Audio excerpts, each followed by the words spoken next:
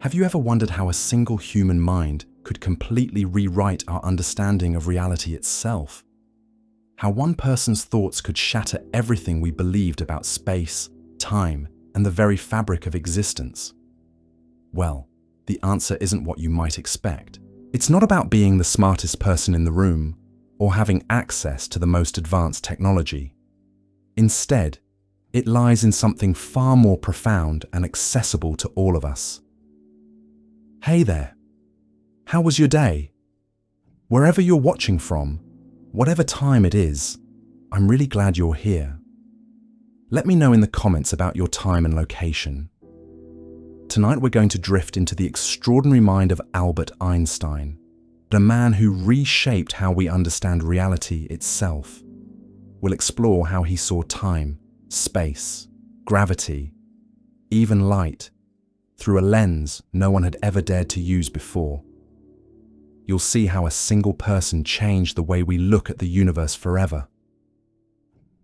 If you find comfort in these gentle explorations of science, I'd be grateful if you'd consider subscribing and liking this video. It helps the algorithm find more sleepy minds and souls like us who have an amazing curiosity and passion for science in their minds. Also, it would help me cater my first 1,000 subscribers and help the growth on this amazing channel. The visuals are here for you, but there is absolutely no problem if you doze off midway through the video. Feel free to close your eyes and let your thoughts float like stardust. And let's begin. It's 1905, and a 26-year-old patent clerk sits at his desk in Bern, Switzerland, examining applications for electromagnetic devices. By day, he evaluates other people's inventions.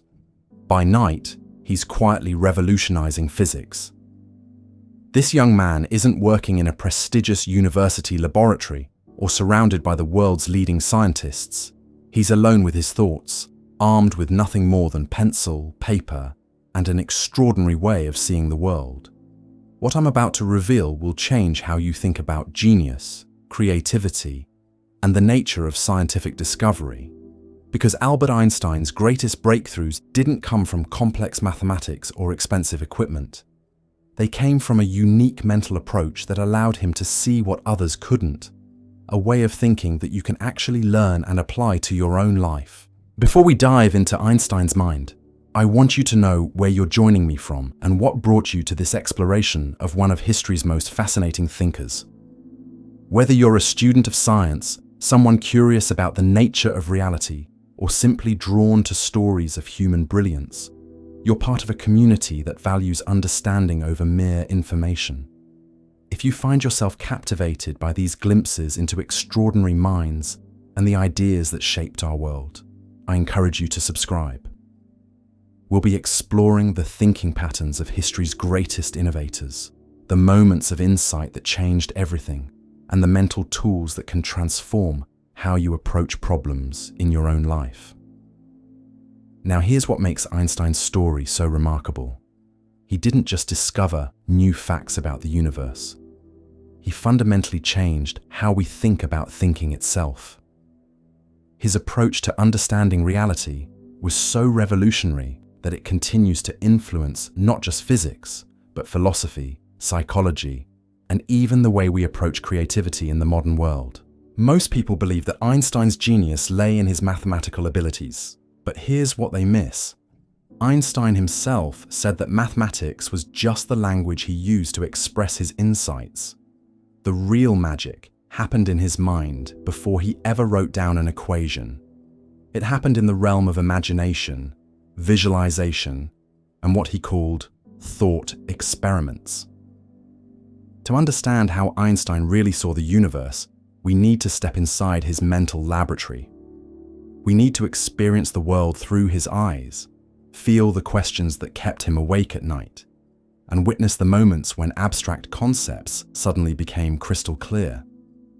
Because Einstein's greatest gift wasn't his ability to calculate, it was his ability to imagine. Consider this. While most physicists of his time were focused on measuring and cataloging the properties of light, Einstein was asking a completely different question.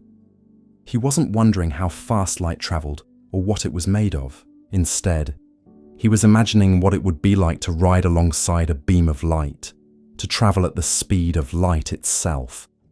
This wasn't just idle daydreaming. It was a profound mental experiment that would eventually lead to the theory of special relativity. But Einstein's revolutionary thinking went deeper than just creative imagination. He had developed what we might call a beginner's mind, an ability to question the most basic assumptions that everyone else took for granted.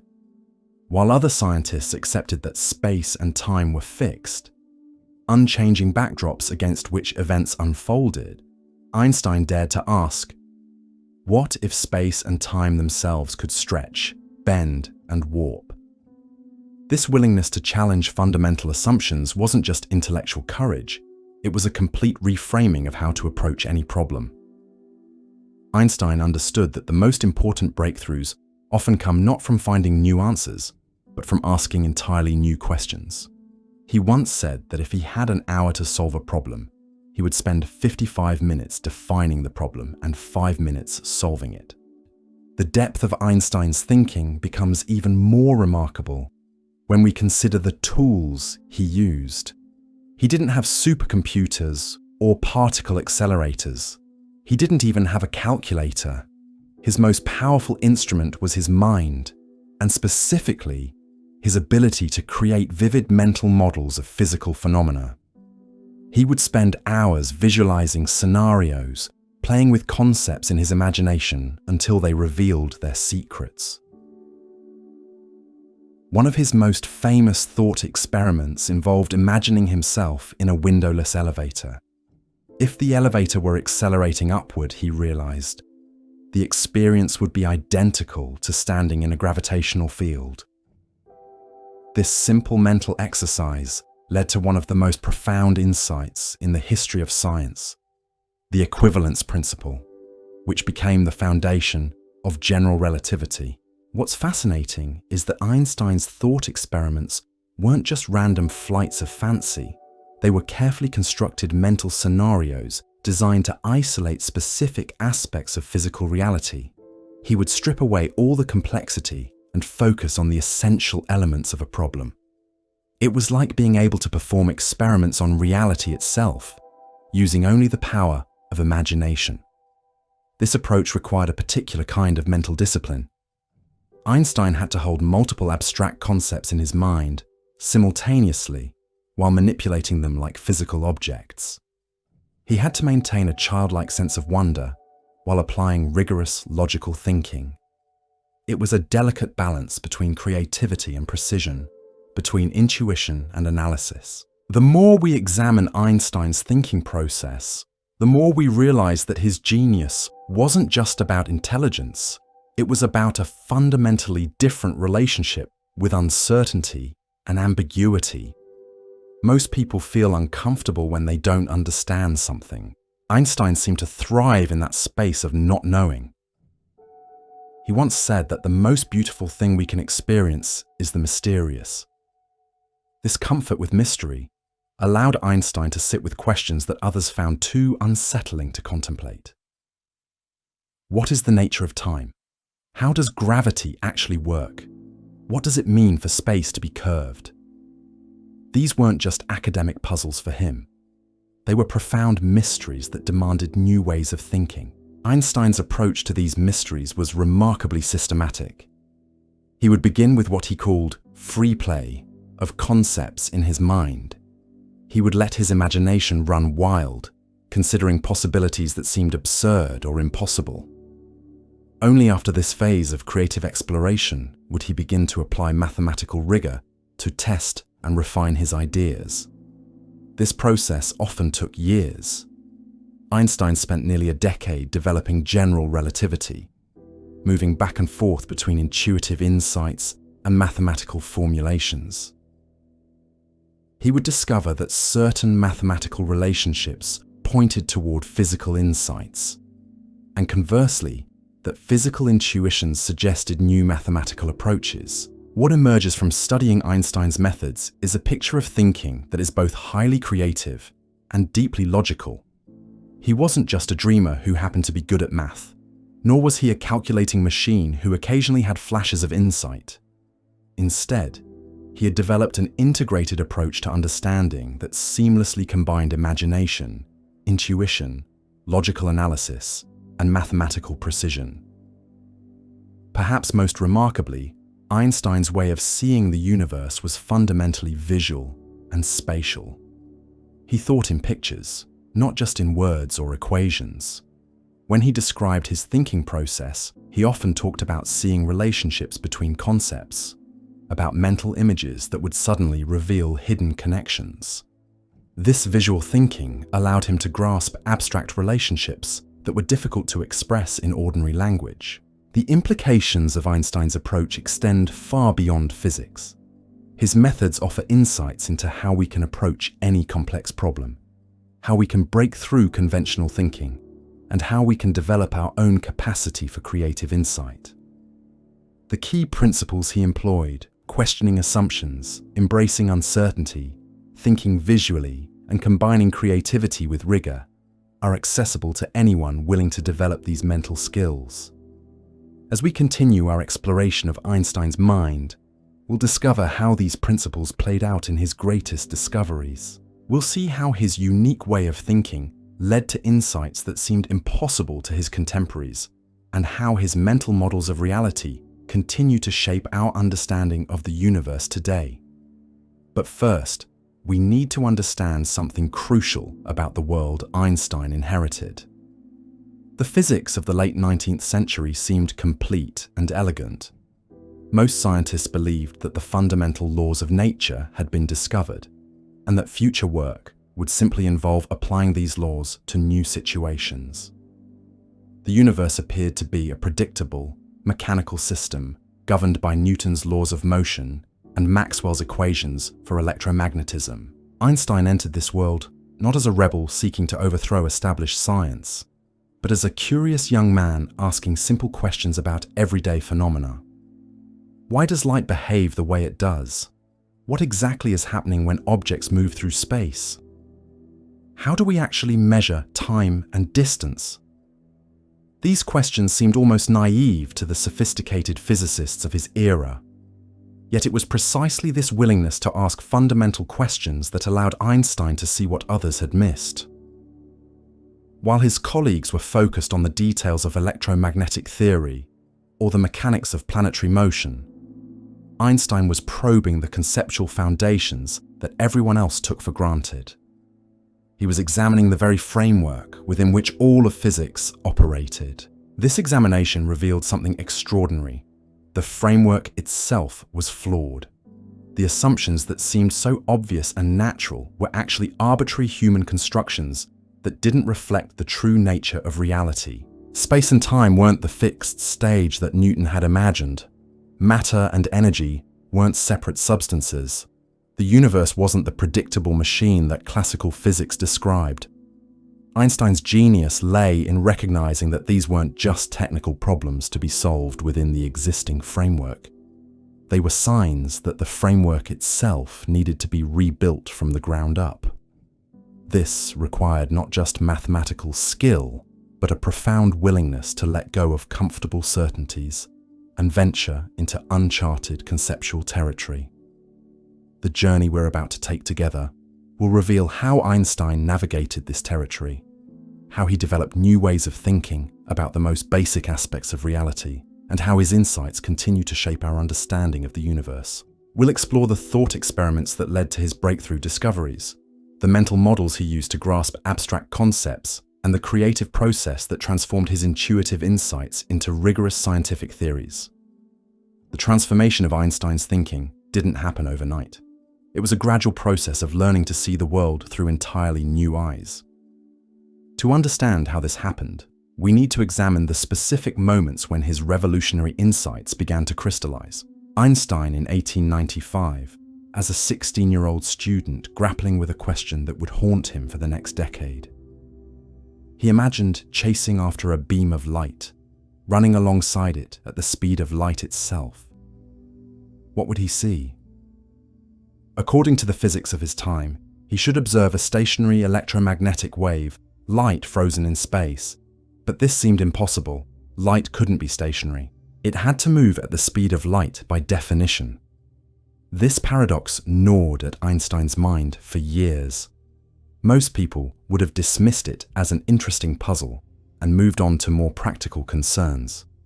But Einstein possessed something rare: the ability to hold contradiction in his mind without immediately seeking resolution. He let the tension build, allowing the paradox to work on him at a subconscious level. This tolerance for ambiguity was crucial to Einstein's thinking process. He understood that breakthrough insights often emerge from the spaces between established ideas, in the gaps where conventional thinking breaks down. Instead of rushing to find quick answers, he learned to inhabit these uncomfortable spaces, to explore them fully before attempting to resolve them. The resolution, when it finally came, was more radical than anyone could have imagined. Einstein realized that the problem wasn't with light, it was with our understanding of time itself. Time wasn't absolute and universal as Newton had assumed. Time was a relative, flowing differently for observers moving at different speeds. This insight didn't just solve the paradox, it revealed that the paradox itself was pointing toward a deeper truth about the nature of reality. What's remarkable about this breakthrough is how it emerged from Einstein's willingness to take his own imagination seriously. The thought experiment of chasing light wasn't just a mental game, it was a serious investigation into the fundamental structure of the universe. Einstein had learned to trust his intuitive sense that something was wrong with the conventional picture, even when he couldn't immediately articulate what that something was. This trust in intuition was balanced by an equally strong commitment to logical rigor. Einstein never simply accepted an idea because it felt right. He subjected every insight to careful analysis, testing it against known facts and exploring its implications. But he also never rejected an idea simply because it seemed strange or counterintuitive. He had learned that the universe often operates in ways that defy common sense. The development of special relativity illustrates this balance perfectly. The initial insight about the relativity of time was intuitive, emerging from years of wrestling with the light-chasing paradox. But Einstein spent months working out the mathematical details, ensuring that his new understanding was consistent with experimental observations and logical reasoning. During this process, Einstein made another crucial discovery about his own thinking. He realized that mathematical equations weren't just tools for calculation, they were languages for expressing physical insights. The famous equation E equals mc squared wasn't just a formula, it was a statement about the fundamental unity of matter and energy. The mathematics helped him see relationships that were difficult to grasp through words alone. This recognition transformed how Einstein approached problems. Instead of seeing math as separate from physics, he began to view them as complementary aspects of a single investigation. Physical intuition suggested new mathematical relationships, while mathematical exploration revealed new physical possibilities. This integration allowed him to move fluidly between concrete observations and abstract principles. The power of this approach became evident when Einstein began working on general relativity. The problem was even more complex than special relativity, involving the nature of gravity, the curvature of space and time, and the relationship between matter and geometry. No existing mathematical framework seemed adequate to handle these concepts. Einstein's response was characteristically bold. If the mathematics didn't exist, he would help create it. Working with his friend Marcel Grossmann, Einstein delved into the arcane world of differential geometry, a branch of mathematics that dealt with curved spaces. Most physicists of the time avoided this field, considering it too abstract and removed from physical reality. But Einstein recognized that this abstract mathematics was exactly what he needed to describe a curved universe. The mathematical tools developed by mathematicians like Riemann and Ricci suddenly became the language for describing how massive objects warp the fabric of space and time. This wasn't just a technical achievement. It was a demonstration of how apparently useless abstract thinking could illuminate the deepest secrets of nature. The process of developing general relativity also revealed another crucial aspect of Einstein's mental approach: his ability to think in multiple dimensions simultaneously. While most people struggle to visualize even three-dimensional spaces, Einstein could mentally manipulate four-dimensional space-time, imagining how objects would move through curved geometries that existed only in his mind. This spatial thinking wasn't just a useful skill, it was fundamental to how Einstein understood the world. He once said that he rarely thought in words, preferring to work with mental images and spatial relationships. This visual approach allowed him to grasp abstract concepts that were difficult to express in ordinary language. Consider how Einstein understood gravity. Instead of thinking of it as a force pulling objects together, he visualized it as the curvature of space-time itself. Massive objects like stars and planets create depressions in the fabric of space and time, and smaller objects simply follow the straightest possible paths through this curved landscape. This wasn't just a metaphor, it was Einstein's actual mental model of how gravity works. This geometric understanding of gravity led to predictions that seemed almost magical to Einstein's contemporaries. He predicted that massive objects would bend light, that time would run slower in strong gravitational fields, and that the universe itself might be expanding or contracting. These weren't just mathematical curiosities. They were testable predictions about the behavior of the real world. The confirmation of these predictions established Einstein as more than just a brilliant theorist. He had demonstrated that pure thought, guided by mathematical insight and physical intuition, could reveal hidden aspects of reality that were invisible to direct observation. This was a new kind of science, one that relied as much on imagination as on experimentation. But Einstein's revolutionary thinking extended beyond his scientific work. He applied the same principles to his understanding of human nature, social problems, and moral questions. He approached these issues with the same willingness to question assumptions, the same tolerance for ambiguity, and the same commitment to following ideas to their logical conclusions. For instance, Einstein's political views were shaped by his understanding of relativity. If there were no absolute reference frames in physics, perhaps there were no absolute moral authorities in society. This led him to embrace democratic values and to oppose authoritarian systems that claimed absolute truth. His scientific insights informed his social philosophy, just as his humanistic values influenced his approach to science. This integration of scientific and humanistic thinking was characteristic of Einstein's broader intellectual approach. He didn't compartmentalize his life into separate domains of knowledge. Instead, he saw connections everywhere, finding unity beneath apparent diversity. This holistic thinking allowed him to make unexpected connections between seemingly unrelated phenomena. The implications of Einstein's approach extend far beyond physics or even science in general. His methods offer a template for creative thinking in any domain. The key principles are surprisingly simple. Question fundamental assumptions, embrace uncertainty and paradox, think visually and spatially, integrate different types of knowledge, and trust your intuition while demanding logical rigor. These principles aren't just abstract ideals, they're practical tools that can be developed and applied. The mental skills that Einstein used to revolutionize physics can be adapted to solve problems in business, art, education, or any other field that requires creative insight. The process begins with learning to ask better questions.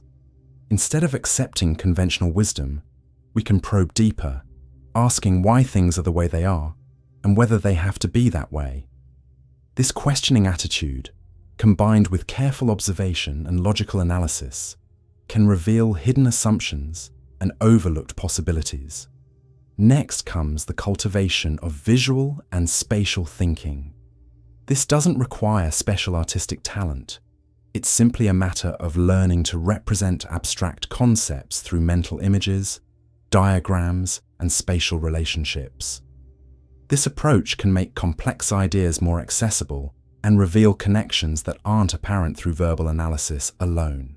Perhaps most importantly, we can learn to embrace the discomfort of not knowing. Instead of rushing to find quick answers, we can sit with questions, allowing them to work on us at a subconscious level. This patience with uncertainty often leads to insights that wouldn't emerge through more direct approaches. Einstein's legacy isn't just the specific theories he developed. It's the demonstration that human thinking can be transformed, that we can learn to see the world in fundamentally new ways. His example shows us that the most profound discoveries often come not from accumulating more information, but from developing new ways of processing and understanding the information we already have. As we continue to explore Einstein's mind, we'll see how these principles played out in his greatest discoveries, how his unique way of thinking led to insights that seemed impossible to his contemporaries, and how his mental models of reality continue to shape our understanding of the universe today. The journey into Einstein's mind is ultimately a journey into the nature of human creativity itself, revealing the extraordinary potential that lies within each of us. The patterns we're uncovering aren't just historical curiosities. They're living principles that can transform how we approach any challenge, any mystery, any problem that requires us to think beyond conventional boundaries. Einstein's mind offers us a roadmap for intellectual adventure, showing us how to navigate the unknown territories of thought with confidence, creativity, and wonder. Einstein's relationship with failure reveals another crucial dimension of his revolutionary thinking. Unlike most of us, who view mistakes as setbacks to be avoided, Einstein embraced failure as an essential part of the discovery process. He understood that every wrong turn, every dead end, every collapse theory was actually providing valuable information about the nature of reality itself. This perspective transformed how he approached seemingly impossible problems. When Einstein first began working on general relativity, he made numerous mathematical errors, pursued false leads, and constructed elaborate theories that ultimately proved incorrect. Most scientists would have become discouraged by these failures. Einstein saw them as necessary steps in a larger journey toward truth. Consider his famous statement, "A person who never made a mistake never tried anything new." This wasn't just philosophical wisdom, it was a practical approach to scientific discovery. Einstein had learned that breakthrough insights often emerge from the wreckage of failed attempts, like phoenixes rising from intellectual ashes. This comfort with failure allowed Einstein to take intellectual risks that others avoided. He was willing to propose ideas that seemed outrageous, to challenge established authorities, and to venture into uncharted theoretical territory. He understood that the fear of being wrong was often the greatest obstacle to being right. But Einstein's relationship with failure went deeper than mere tolerance. He had developed what we might call productive failure, the ability to extract maximum learning from unsuccessful attempts. When a theory didn't work, he didn't simply abandon it. Instead, he analyzed why it failed, what assumptions it revealed, and what new directions it suggested. This analytical approach to failure was closely connected to Einstein's unusual relationship with time. While most people experience time as a series of discrete moments, Einstein seemed to inhabit a more fluid temporal landscape. He could hold past insights, present observations, and future possibilities in his mind simultaneously, allowing them to interact and cross-pollinate. This temporal flexibility was crucial to his thinking process. Ideas that seemed unrelated when first encountered might suddenly reveal their connection years later. Einstein maintained what he called a combinatory play of concepts, allowing them to recombine in unexpected ways across extended periods of time. The development of his theories often resembled a musical composition more than a linear logical argument. Themes would be introduced, developed, abandoned, and then return in new forms. The final theory would integrate elements that had been brewing in his mind for years, sometimes decades. This musical quality of Einstein's thinking wasn't accidental. He was an accomplished violinist who found deep connections between mathematical harmony and musical expression. The same principles that governed beautiful music, rhythm, proportion, symmetry, and surprise, seemed to apply to beautiful physics as well. Einstein often described his best insights as having an aesthetic quality. They weren't just logically correct, they were elegant, beautiful, and satisfying in ways that transcended mere intellectual understanding. He trusted this aesthetic sense as a guide to truth, believing that the universe itself possessed an inherent beauty that could be recognized by the properly attuned mind. This aesthetic dimension of Einstein's thinking reveals something profound about the nature of creativity itself.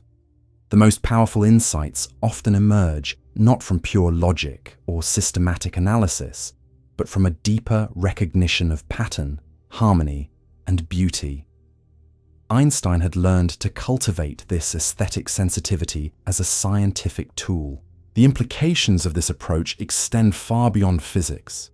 In any creative endeavor, whether artistic, scientific, or practical, there's often an aesthetic dimension that can guide us toward breakthrough insights. Learning to recognize and trust this aesthetic sense can transform how we approach problems and opportunities.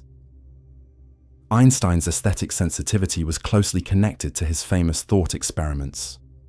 These weren't just intellectual exercises, they were carefully crafted mental scenarios designed to reveal the hidden beauty and logic of physical principles. Like a skilled storyteller, Einstein could create imaginary situations that illuminated abstract concepts through concrete imagery. The elevator thought experiment that led to general relativity is a perfect example. Instead of approaching gravity through abstract mathematical formalism, Einstein created a vivid mental scenario that anyone could understand. The beauty of this approach was that it made profound insights accessible to intuitive understanding while maintaining complete logical rigor. This ability to translate abstract concepts into concrete imagery was one of Einstein's most powerful tools. He could take the most esoteric theoretical principles and express them through simple, memorable scenarios.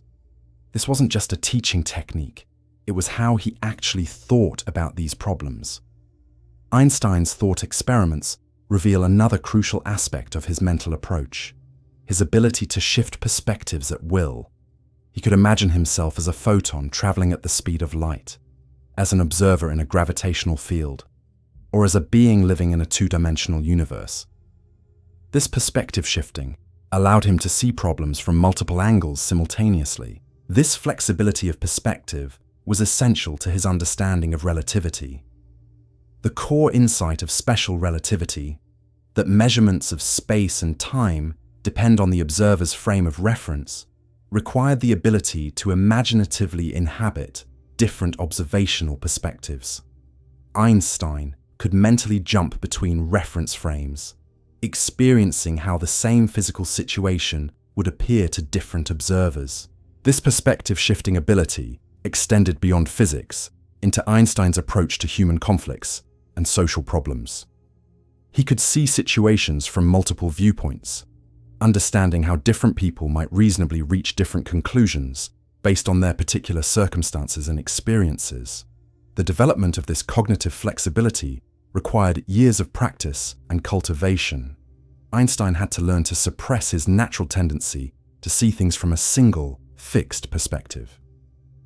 Instead, he trained himself to maintain what Zen practitioners call beginner's mind, a state of openness and flexibility that allows for fresh perception. This mental flexibility was supported by Einstein's unusual relationship with language and communication. Unlike many scientists who became trapped in technical jargon, Einstein maintained the ability to express complex ideas in simple, accessible terms. He once said that if you can't explain something simply, you don't understand it well enough. This commitment to clear communication wasn't just about public education, it was a tool for his own thinking. The process of translating abstract concepts into everyday language forced Einstein to examine his own understanding, revealing gaps and inconsistencies that might otherwise remain hidden. Einstein's approach to language also reflected his understanding of the relationship between thought and expression. He recognized that language doesn't just describe our thoughts, it actually shapes how we think. By maintaining flexibility in his use of language, Einstein kept his thinking flexible as well. This linguistic flexibility was particularly important when Einstein began working on problems that required entirely new conceptual frameworks. Existing language often proved inadequate to describe revolutionary insights. Einstein had to develop new ways of speaking about space, time, gravity, and causality. The creation of new language for new concepts was itself a creative act. Einstein wasn't just discovering new facts about the universe, he was creating new ways of thinking and talking about reality. This linguistic creativity was as important as his mathematical innovations. The interplay between language, mathematics, and physical insight reveals another dimension of Einstein's integrated thinking. He didn't see these as separate domains, but as different aspects of a unified investigation into the nature of reality. Mathematical equations were a form of language. Physical principles were mathematical relationships, and linguistic expressions were ways of making abstract concepts concrete. This integration allowed Einstein to move fluidly between different modes of understanding. He could start with a verbal description of a physical situation, translate it into mathematical terms, manipulate the mathematics to derive new relationships, and then translate the results back into physical and linguistic terms. This fluid movement between different representational systems was crucial to Einstein's problem-solving ability. When he got stuck in one mode of thinking, he could shift to another, often finding that the change of perspective revealed new possibilities that had been invisible before. The development of this cognitive flexibility required Einstein to maintain what we might call intellectual humility, a recognition that his current understanding was always provisional and subject to revision. He held his theories lightly, ready to abandon them if new evidence or insights demanded it. This intellectual humility was paradoxically combined with tremendous confidence in his ability to understand the universe. Einstein believed deeply that reality was comprehensible, that the human mind could grasp the fundamental principles governing natural phenomena. This confidence gave him the courage to tackle seemingly impossible problems. The tension between humility and confidence created a productive dynamic in Einstein's thinking. He was humble enough to recognize when his current understanding was inadequate, yet confident enough to believe that better understanding was possible. This combination drove him to keep pushing beyond the boundaries of conventional knowledge. Einstein's approach to uncertainty reveals another crucial aspect of his mental toolkit. While most people find uncertainty uncomfortable and seek to eliminate it as quickly as possible, Einstein had learned to use uncertainty as a creative resource. He understood that the most interesting discoveries often emerged from the spaces where our current understanding breaks down. This comfort with uncertainty allowed Einstein to pose questions that others found too disturbing to contemplate. What if space and time aren't absolute? What if gravity isn't a force? What if the universe is expanding? These questions challenged fundamental assumptions about reality itself. The willingness to entertain radical possibilities was essential to Einstein's revolutionary discoveries.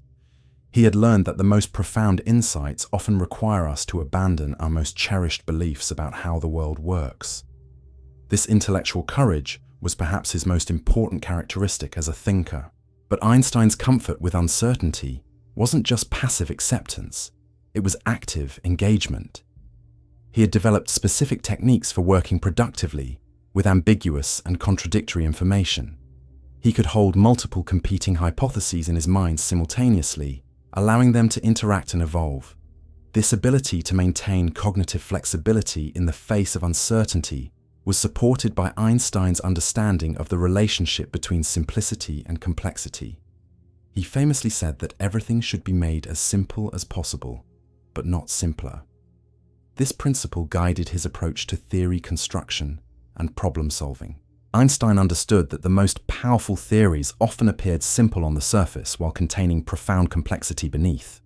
The equation E equals mc squared looks deceptively simple, yet it describes the fundamental relationship between matter and energy. This kind of elegant simplicity was Einstein's aesthetic ideal. The pursuit of elegant simplicity required Einstein to constantly refine and purify his ideas. He would work to eliminate unnecessary complications, to find the essential principles underlying complex phenomena, and to express these principles in the most economical possible form. This drive towards simplicity wasn't just aesthetic preference, it was a practical necessity. Einstein understood that the human mind has limited capacity for handling complexity. By reducing problems to their essential elements, he made them more manageable and more likely to yield insights. The process of simplification often revealed unexpected connections between seemingly unrelated phenomena.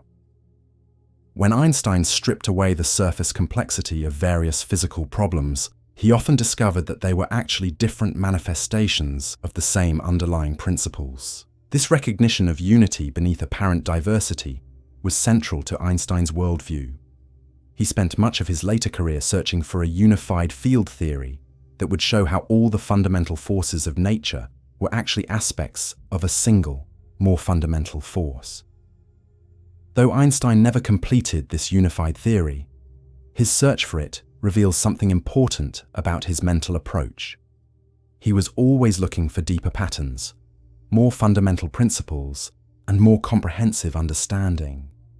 He never accepted that different phenomena required completely separate explanations. This drive toward unification extended beyond physics into Einstein's broader intellectual and moral philosophy. He saw connections everywhere, between science and art, between individual and society, between local and universal principles. This holistic thinking was characteristic of his approach to all problems. The cultivation of this holistic perspective required Einstein to maintain what we might call intellectual courage, the willingness to follow ideas wherever they led, even when they challenged conventional wisdom or personal beliefs. This courage was essential to his most revolutionary discoveries. Einstein's example shows us that breakthrough thinking often requires us to abandon the safety of conventional wisdom and venture into uncharted intellectual territory. This journey requires not just intelligence, but courage, persistence, and a willingness to embrace uncertainty as a creative resource. The transformation of Einstein's thinking offers us a roadmap for developing our own creative capabilities. By learning to question assumptions, embrace uncertainty, think visually, and integrate different types of knowledge, we can begin to approach problems with the same revolutionary spirit that allowed Einstein to reshape our understanding of reality itself. The journey into Einstein's mind reveals that genius isn't just about having brilliant ideas. It's about developing the mental tools and attitudes that make brilliant ideas possible. These tools are accessible to anyone willing to cultivate them with patience, persistence, and intellectual courage. The true genius of Einstein's approach becomes even more apparent when we examine how he handled the mathematical challenges that stood in his way. Most scientists of his era viewed mathematics as a tool, something you picked up when needed and put down when finished. But Einstein developed a fundamentally different relationship with mathematical thinking that transformed both his approach to physics and his understanding of reality itself. Consider what happened when Einstein encountered the mathematical complexities of general relativity. The equations were so intricate that even he initially struggled to manipulate them effectively. Rather than viewing this as a roadblock, Einstein saw it as an opportunity to develop new mathematical intuition. He began to think of equations not as abstract symbols, but as living representations of physical relationships. This shift in perspective was revolutionary. Einstein started to feel his way through mathematical landscapes, developing an almost tactile sense of how different equations behaved. He could sense when a mathematical relationship was heading toward a contradiction, when it was becoming artificially complex, or when it was approaching an elegant solution.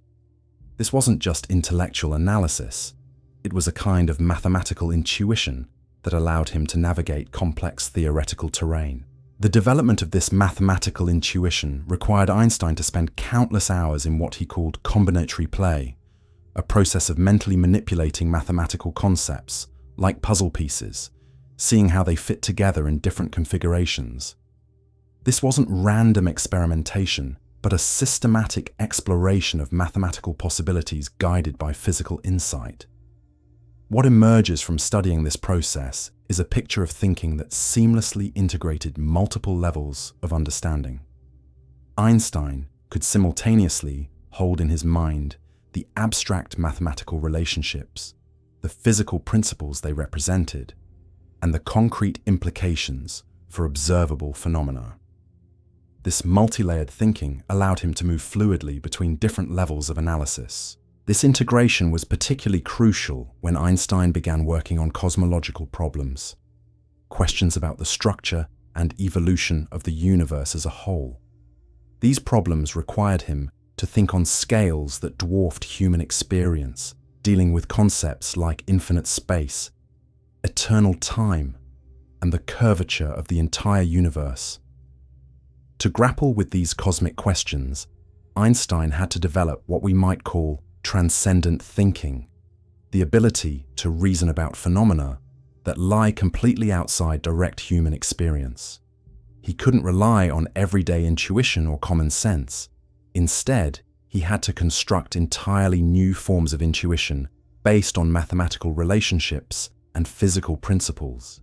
The process of developing this transcendent thinking reveals another crucial aspect of Einstein's mental approach: his ability to scale his thinking up and down across vastly different levels of reality. He could think about the behavior of individual photons, the dynamics of planetary systems, and the structure of the entire universe, finding connections across these different scales. This scaling ability was supported by Einstein's understanding of the relationship between the particular and the universal. He recognized that the same fundamental principles that govern small-scale phenomena also applied to large-scale structures. This insight allowed him to use his understanding of local physics to make predictions about cosmic phenomena. The development of this multi-scale thinking required Einstein to maintain a kind of intellectual flexibility that most people find extremely difficult. He had to be able to zoom in and out of problems, shifting between microscopic and cosmic perspectives while maintaining coherent understanding across all scales. This flexibility was particularly important when Einstein began to grapple with the quantum mechanical revolution that was transforming physics in the early 20th century. Quantum mechanics described a world that seemed to operate according to fundamentally different principles than the classical physics Einstein had grown up with. While many physicists embraced quantum mechanics as a complete description of reality, Einstein remained deeply troubled by its implications. He couldn't accept that the universe was fundamentally probabilistic, that particles could exist in multiple states simultaneously, or that observation could actually change the nature of reality itself. Einstein's resistance to quantum mechanics wasn't based on stubborn conservatism. It reflected his deep commitment to a particular vision of how the universe should work. He believed that reality existed independently of observation, that natural phenomena followed deterministic laws, and that the universe possessed an objective structure that could be discovered through careful reasoning.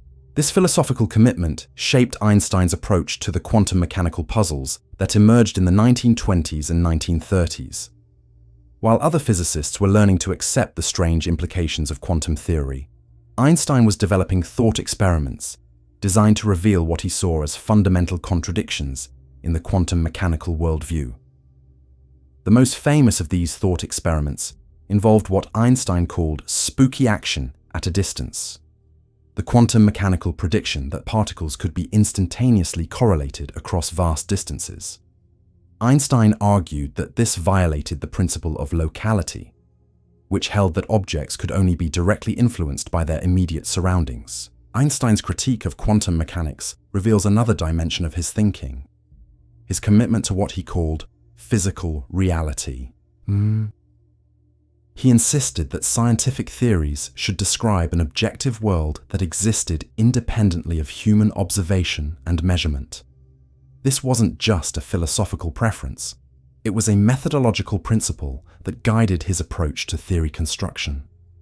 This commitment to objective reality led Einstein to search for what he called hidden variables, underlying deterministic processes that could explain the apparently random behavior described by quantum mechanics.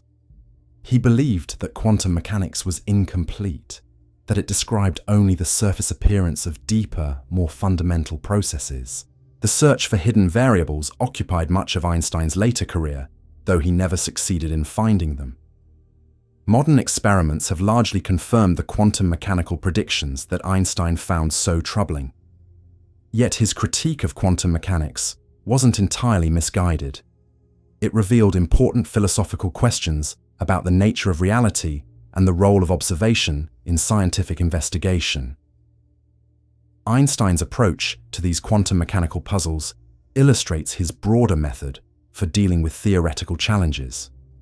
When confronted with ideas that seemed to contradict his fundamental assumptions about reality, he didn't simply reject them. Instead, he developed systematic arguments designed to reveal their internal contradictions or hidden assumptions. This critical approach required Einstein to master the theories he was critiquing.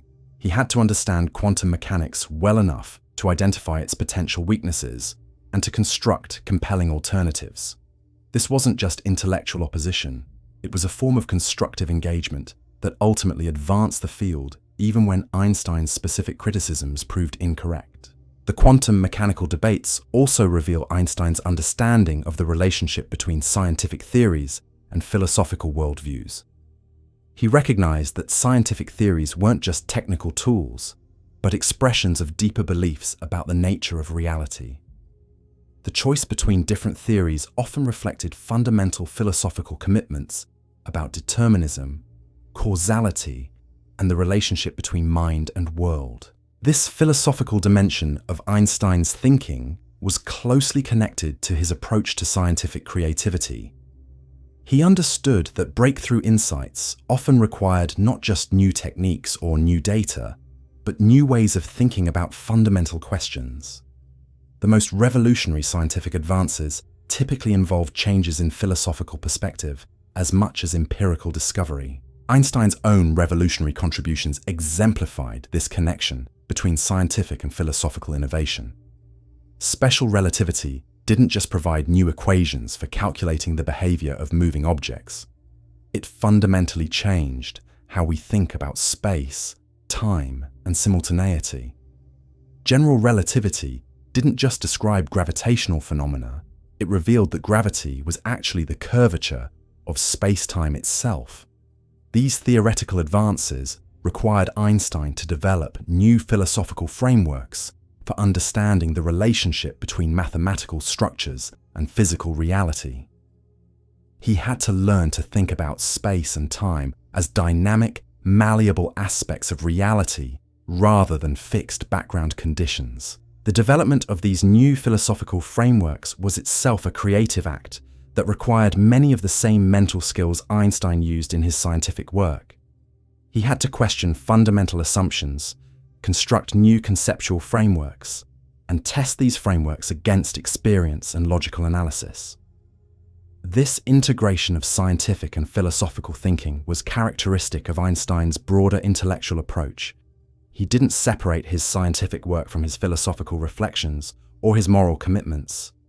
Instead, he saw all these domains as interconnected aspects of a unified attempt to understand reality and our place within it. The philosophical dimension of Einstein's thinking becomes particularly apparent when we examine his approach to moral and political questions. He applied the same principles of logical analysis, systematic questioning, and creative synthesis to problems of human society and ethical conduct.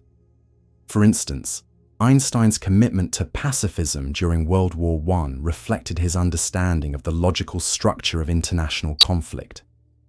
He argued that war was fundamentally irrational, that it typically produced outcomes that served no one's genuine interests, and that alternative approaches to conflict resolution were both possible and necessary. This wasn't just emotional idealism, it was a logical analysis of the structure of international relations, informed by the same kind of systematic thinking Einstein brought to physical problems.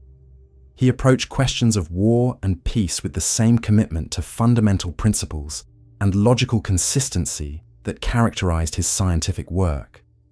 Similarly, Einstein's support for civil rights and social justice reflected his understanding of the logical implications of human equality. He argued that racial discrimination was not just morally wrong, but logically inconsistent with the principles of human dignity and social cooperation that democratic societies claim to embrace.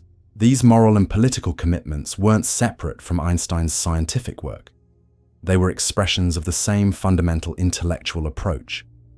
In both domains, Einstein sought to identify basic principles, explore their logical implications, and construct coherent frameworks for understanding complex phenomena. The integration of scientific and moral thinking in Einstein's approach reveals something important about the nature of intellectual creativity itself. The mental skills that enable breakthrough scientific discoveries, questioning assumptions, thinking systematically, integrating different perspectives, and maintaining logical consistency are the same skills that enable moral and political insight. This suggests that Einstein's approach to scientific creativity has implications that extend far beyond physics. The mental tools and attitudes he developed can be applied to any domain that requires creative problem solving, whether in business, art, education, or social reform. The key insight is that creativity isn't just about having brilliant ideas. It's about developing the mental infrastructure that makes brilliant ideas possible. This infrastructure includes specific cognitive skills, particular attitudes toward uncertainty and failure, and systematic approaches to problem solving that can be learned and practiced. Einstein's example shows us that this mental infrastructure can be developed through deliberate practice and sustained reflection.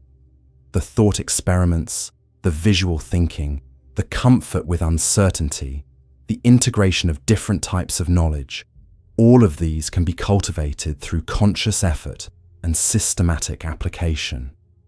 The development of this creative infrastructure requires patience and persistence.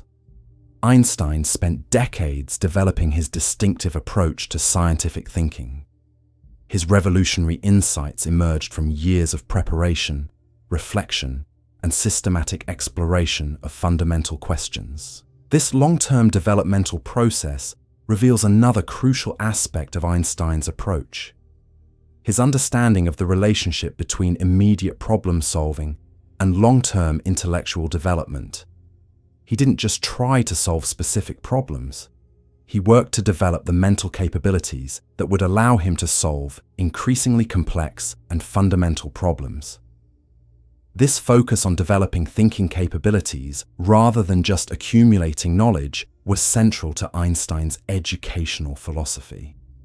He argued that education should focus on developing students' ability to think creatively and independently, rather than just transmitting information or training them in specific techniques. Einstein's approach to education reflected his understanding that the most important intellectual skills couldn't be taught directly, but had to be developed through practice and reflection. Students needed to learn to think for themselves, to question assumptions, and to develop their own approaches to understanding complex phenomena. This educational philosophy was closely connected to Einstein's broader understanding of human development and social progress. He believed that human potential was far greater than most people realized, that individuals could develop extraordinary capabilities through proper cultivation, and that society could benefit enormously from unleashing this creative potential. The implications of Einstein's approach extend beyond individual development to questions of social organization and cultural evolution. His example suggests that societies that encourage creative thinking, tolerate uncertainty, and support intellectual risk-taking are more likely to produce breakthrough innovations and solve complex problems. This social dimension of Einstein's thinking reveals the broader significance of his intellectual approach. The mental tools and attitudes he developed weren't just personal achievements, they were contributions to humanity's collective capacity for understanding and problem-solving. Einstein's legacy thus extends far beyond his specific scientific discoveries. His approach to thinking offers a template for intellectual development that can be applied across domains and generations. The principles he embodied, questioning assumptions, embracing uncertainty, thinking visually, and integrating different types of knowledge, remain as relevant today as they were a century ago. The challenge for us is to learn from Einstein's example while adapting his approach to the problems and opportunities of our own time. We face different challenges than Einstein did, but we can apply the same fundamental principles of creative thinking to address them. This adaptation requires us to understand not just what Einstein thought, but how he thought. We need to grasp the underlying mental processes that enabled his revolutionary insights, and then develop our own versions of these processes, suited to our particular circumstances and goals. The journey into Einstein's mind thus becomes a journey into our own creative potential.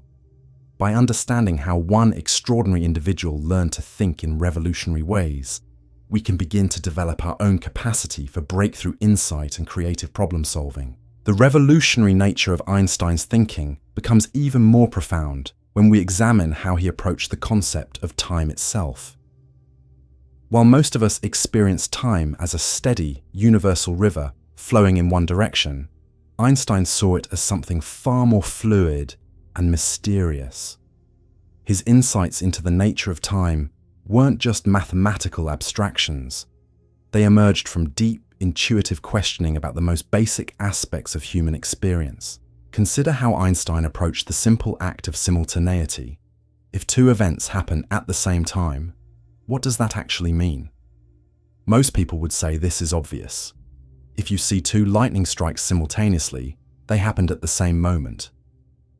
But Einstein's genius lay in recognizing that this seemingly simple concept contained hidden complexities that revealed fundamental truths about reality. He began by asking what it actually means to measure time. When we say something takes 5 minutes, we're comparing it to the regular ticking of a clock. But what if the clock itself is moving? What if the person observing the clock is moving? Einstein realized that these questions weren't just technical details. They pointed toward a revolutionary understanding of time's true nature. This line of questioning led Einstein to one of his most profound insights. Time is not absolute, but relative to the observer. A moving clock runs slower than a stationary one. Time passes differently for someone traveling at high speeds compared to someone at rest. This wasn't just a theoretical curiosity. It was a fundamental feature of reality that had been hidden from human perception because we normally move so slowly compared to the speed of light. The implications of this discovery were staggering. Einstein realized that if time was relative, then space must be relative too. The universe wasn't a fixed stage upon which events unfolded, but a dynamic, interconnected fabric that could stretch, compress, and warp in response to matter and energy. This insight would eventually lead to his understanding of gravity as the curvature of space-time itself. But Einstein's approach to these cosmic questions was grounded in something surprisingly personal and immediate. He didn't start with abstract mathematical formalism. He began with his own direct experience of movement, observation, and measurement. He asked what it would feel like to be moving at different speeds, what he would actually observe in various situations, and how these observations would relate to physical measurements. This grounding in personal experience was crucial to Einstein's thinking process. He understood that the most abstract theoretical insights had to connect somehow with concrete, observable phenomena. His theories weren't just mathematical games. They were attempts to understand the deeper structure of the world we actually inhabit.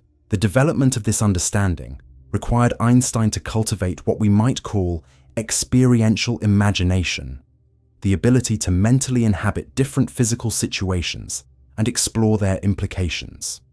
He could imagine himself riding on a beam of light, falling freely in an elevator, or observing the universe from different vantage points.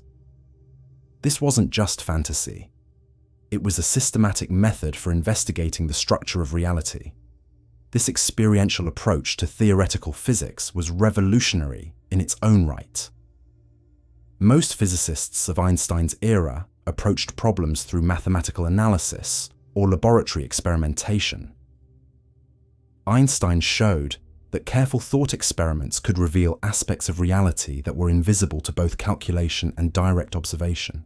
The power of this approach becomes apparent when we consider how Einstein understood the relationship between energy and matter. The famous equation E equals mc squared didn't emerge from complex mathematical derivations. It arose from Einstein's intuitive recognition that mass and energy were different manifestations of the same underlying reality.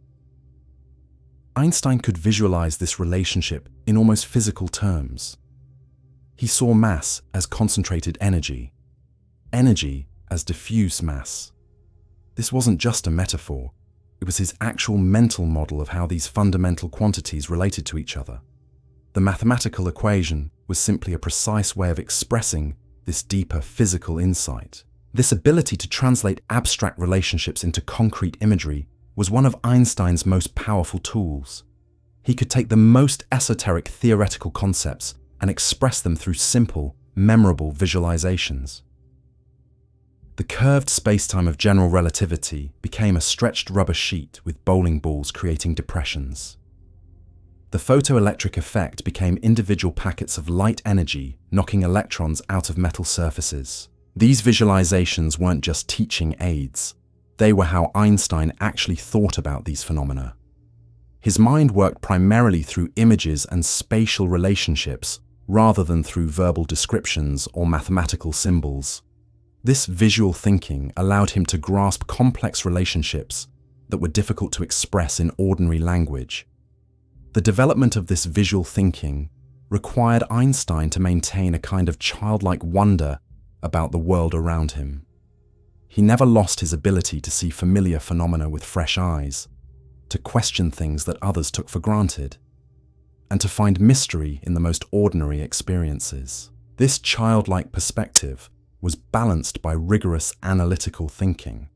Einstein could play with ideas like a child with toys, but he also subjected every insight to careful logical analysis. He maintained what we might call serious playfulness, a combination of creative freedom and intellectual discipline that allowed him to explore radical possibilities while maintaining scientific rigor. The balance between playfulness and rigor was particularly important when Einstein began working on problems that challenged the very foundations of physics. The quantum mechanical revolution of the early 20th century introduced concepts that seemed to violate common sense and logical consistency. Particles could exist in multiple states simultaneously. Observations could change the nature of reality, and the universe appeared to be fundamentally probabilistic rather than deterministic. Einstein's response to these quantum mechanical puzzles reveals another dimension of his thinking: his commitment to what he called rational comprehensibility. He believed that the universe operated according to logical principles that could be understood through careful reasoning. This wasn't just a philosophical preference, it was a methodological commitment that guided his approach to scientific investigation. This commitment to rational comprehensibility led Einstein to resist certain interpretations of quantum mechanics that seemed to introduce fundamental randomness or observer dependence into the description of reality. He famously declared that God does not play dice with the universe, expressing his belief that beneath the apparent randomness of quantum phenomena lay deeper deterministic processes. Einstein's search for these deeper processes led him to develop increasingly sophisticated thought experiments designed to reveal what he saw as contradictions in quantum mechanical theory. The most famous of these involved what he called spooky action at a distance. the quantum mechanical prediction that particles could be instantaneously correlated across vast distances. These quantum mechanical thought experiments demonstrate Einstein's systematic approach to theoretical criticism. He didn't simply reject ideas that seemed counterintuitive.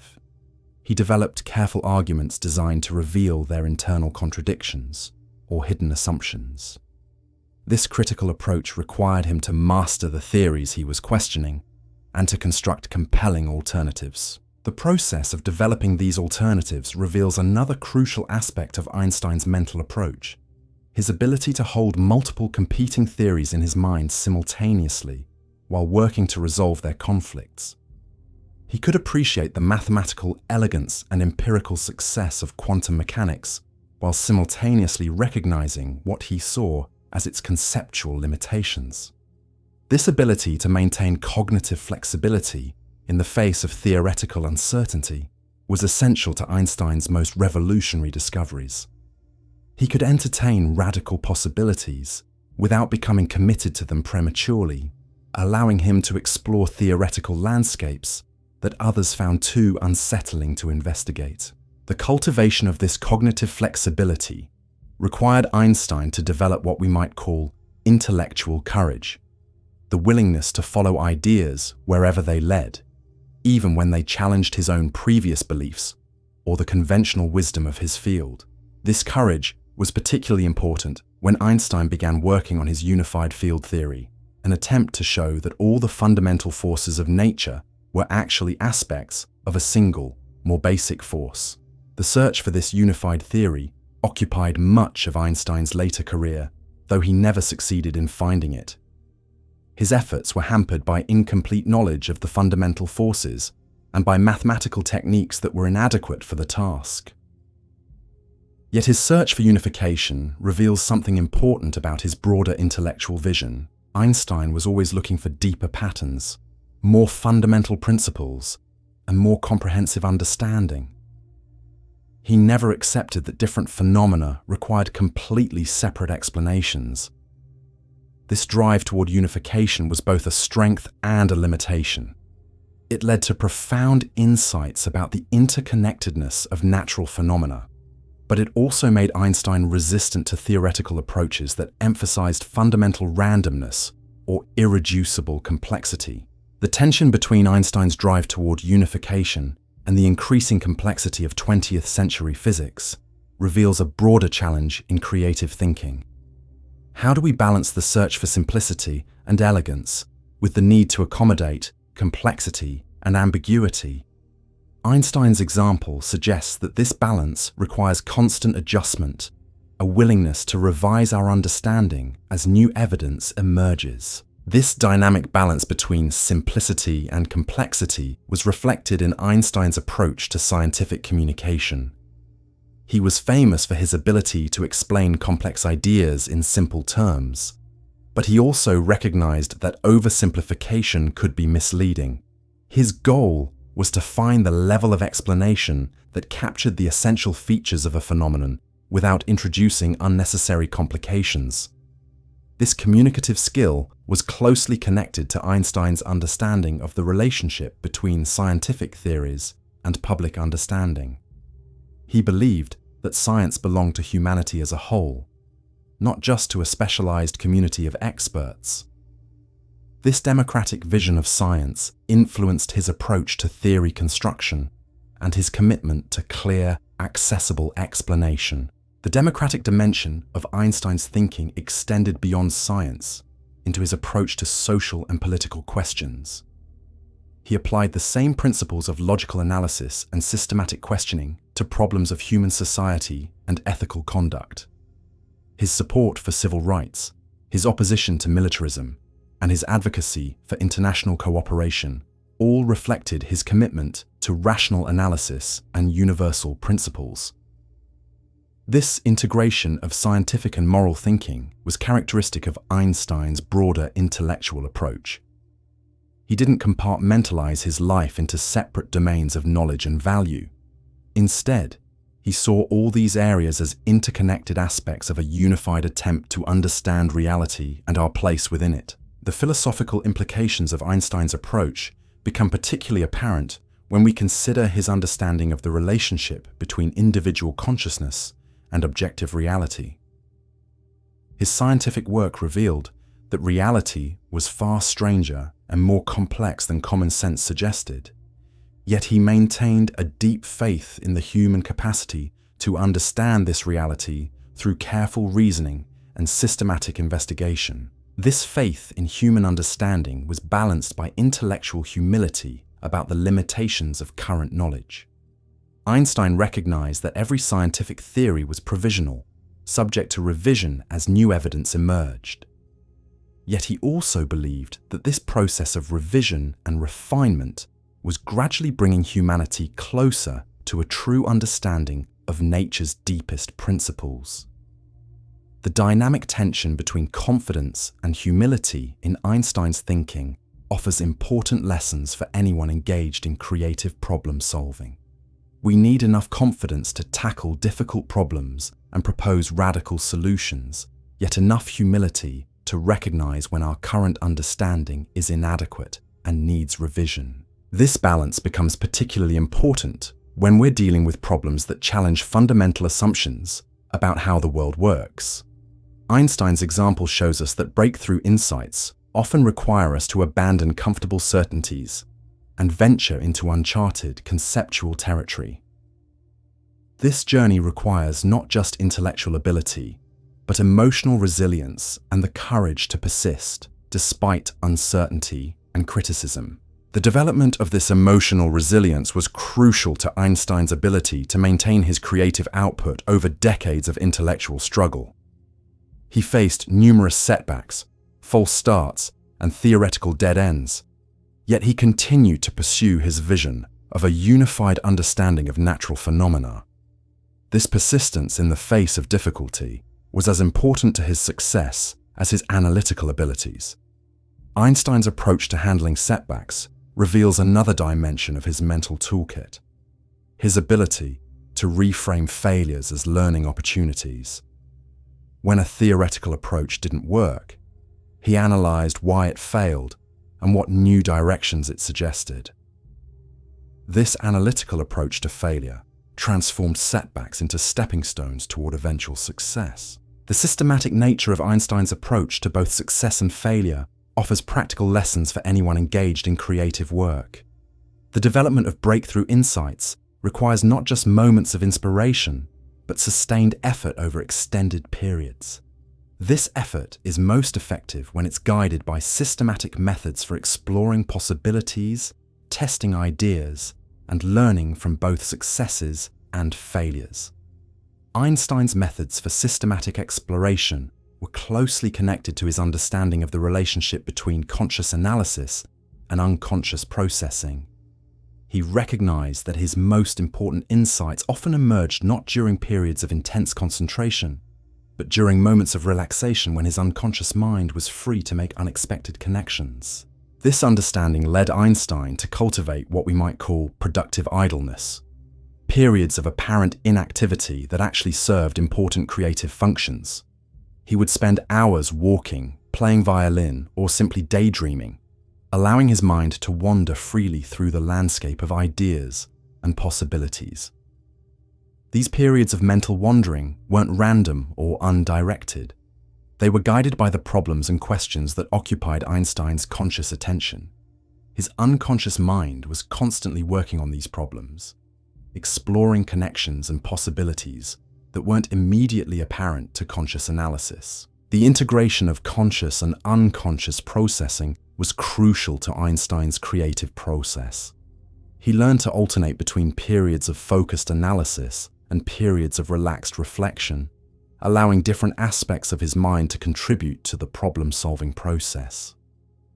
This alternating rhythm of mental activity offers important insights into the nature of creative thinking more generally.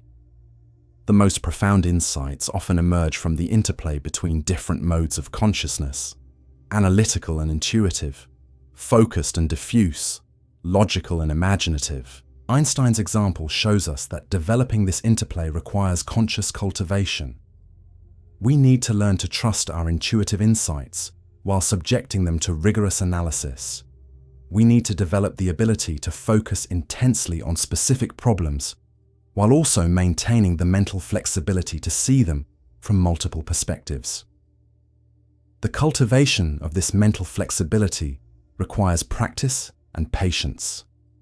Einstein spent decades developing his distinctive approach to scientific thinking. His revolutionary insights emerged from years of preparation, reflection, and systematic exploration of fundamental questions. This long-term developmental process reveals the true nature of Einstein's genius. It wasn't just about having brilliant ideas.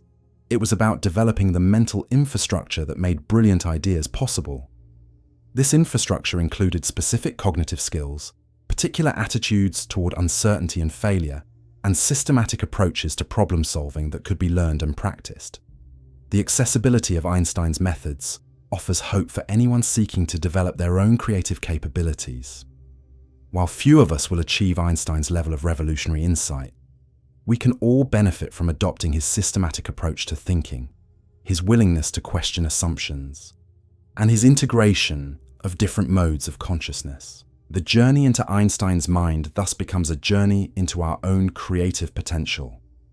By understanding how one extraordinary individual learned to think in revolutionary ways, we can begin to develop our own capacity for breakthrough insight and innovative problem solving. This development requires us to embrace the same qualities that characterized Einstein's approach: intellectual courage, systematic thinking, creative imagination, and the persistent pursuit of deeper understanding. These qualities can be cultivated through conscious effort and sustained practice, transforming our ability to understand and interact with the world around us. The legacy of Einstein's thinking extends far beyond his specific scientific discoveries. His approach to mental exploration offers a template for intellectual development that remains as relevant today as it was a century ago. In a world facing increasingly complex challenges, we need more people who can think like Einstein, not necessarily about physics, but about the problems and opportunities of our own time. The principles Einstein embodied, questioning fundamental assumptions, embracing uncertainty as a creative resource, thinking visually and spatially, and integrating different types of knowledge, can be applied to challenges in business, education, technology, and social reform. His example shows us that revolutionary thinking isn't just about individual genius. It's about developing systematic approaches to understanding and problem solving that can be shared and taught. As we continue to explore the depths of Einstein's revolutionary mind, we discover that his greatest gift to humanity wasn't just his scientific theories, but his demonstration that human thinking can be transformed, that we can learn to see the world in fundamentally new ways. His legacy challenges us to develop our own capacity for creative insight, to question our own assumptions, and to pursue our own understanding of the mysteries that surround us. The adventure of exploring Einstein's mind becomes an invitation to embark on our own intellectual adventures, to develop our own systematic approaches to understanding, and to contribute our own insights to humanity's ongoing quest to comprehend the nature of reality and our place within it. Einstein's revolutionary approach to understanding reality became most apparent in how he dealt with what others considered impossible contradictions. When faced with experimental results that seemed to violate the fundamental laws of physics, most scientists would either dismiss the data or try to explain it away within existing frameworks. Einstein did something entirely different. He used contradictions as doorways to deeper truth. Consider the photoelectric effect, the phenomenon that would eventually earn Einstein his Nobel Prize. When light strikes a metal surface, it can knock electrons loose, creating an electric current. This much was known. What puzzled scientists was that the energy of the ejected electrons didn't depend on the brightness of the light, as classical physics predicted. Instead, it depended on the color, the frequency of the light. Bright red light couldn't eject electrons at all, while dim blue light could knock them out with considerable energy. Most physicists treated this as an annoying anomaly, a technical problem to be solved within the existing understanding of light as a wave. Einstein saw it as a window into the fundamental nature of light itself. He proposed that light didn't just behave like a wave, it also behaved like a stream of particles, each carrying a discrete packet of energy. This wasn't just a mathematical trick, it was a complete reconceptualization of what light actually was. This particle theory of light seemed to contradict everything physics had established about electromagnetic radiation. Light had been proven to be a wave through countless experiments, yet Einstein's insight suggested that light was somehow both wave and particle simultaneously. This apparent contradiction didn't trouble Einstein, it fascinated him. He understood that nature wasn't obligated to conform to human expectations about logical consistency. Einstein's willingness to embrace such contradictions reveals another crucial aspect of his thinking, his understanding that reality operates on multiple levels simultaneously. At the macroscopic level, light behaves like a wave. At the quantum level, it behaves like a stream of particles. Both descriptions are accurate within their respective domains. The apparent contradiction arises only when we insist that reality must conform to a single, unified description at all scales. This multi-level thinking became increasingly important as Einstein developed his theories of relativity. Space and time appear absolute and unchanging in our everyday experience, yet they become relative and dynamic when we consider objects moving at high speeds or in strong gravitational fields. Both perspectives are correct. They simply apply to different scales of observation. Einstein's ability to think simultaneously across multiple scales and levels of description was crucial to his scientific success. He could move fluidly between quantum mechanics and classical physics, between special and general relativity, between mathematical formalism and physical intuition. This cognitive flexibility allowed him to see connections that others missed, and to develop theories that unified apparently disparate phenomena. The development of this multi-level thinking required Einstein to cultivate what we might call perspectival intelligence, the ability to see the same phenomenon from multiple viewpoints simultaneously. He could imagine how a physical situation would appear to different observers, how it would be described by different theories, and how it would manifest at different scales of observation. This perspectival intelligence was closely connected to Einstein's understanding of the relationship between observer and observed. He recognized that every measurement, every observation, every description of reality necessarily involves a particular perspective. There is no view from nowhere, no completely objective description that transcends all possible viewpoints. This insight had profound implications for Einstein's approach to scientific theorizing. Instead of seeking a single, absolute description of reality, he developed theories that explicitly incorporated the relationship between observer and observed. Special relativity showed that measurements of space and time depend on the observer's state of motion. General relativity revealed that gravitational effects depend on the observer's position in a curved spacetime. Einstein's perspectival approach to physics was revolutionary because it acknowledged something that classical science had tried to ignore: the fundamental role of the observer in any description of reality. This wasn't a limitation to be overcome, but a fundamental feature of how knowledge works. Every theory, every measurement, every description necessarily reflects the perspective from which it's made. This understanding of the observer's role led Einstein to develop what we might call relational thinking, an approach that focused on relationships between entities rather than on the entities themselves. Instead of asking what space and time are in themselves, Einstein asked how they relate to matter and energy. Instead of asking what gravity is as a force, he asked how massive objects relate to the geometry of space-time. This relational approach was particularly important when Einstein began working on general relativity. The theory doesn't describe gravity as a force acting between objects, but as the curvature of space-time itself. Massive objects don't pull on other objects. They curve the fabric of space and time, and other objects simply follow the straightest possible paths through this curved geometry.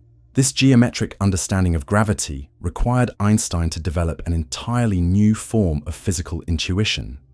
He had to learn to think about curved spaces, about the relationship between geometry and physics, and about how mathematical structures could represent physical reality. This wasn't just a technical challenge. It was a complete reconceptualization of what it means to explain a physical phenomenon. The development of this geometric intuition reveals another dimension of Einstein's thinking: his ability to find physical meaning in abstract mathematical structures. Most physicists of his era treated mathematics as a tool for calculation, useful for making predictions, but not necessarily revealing anything deep about the nature of reality.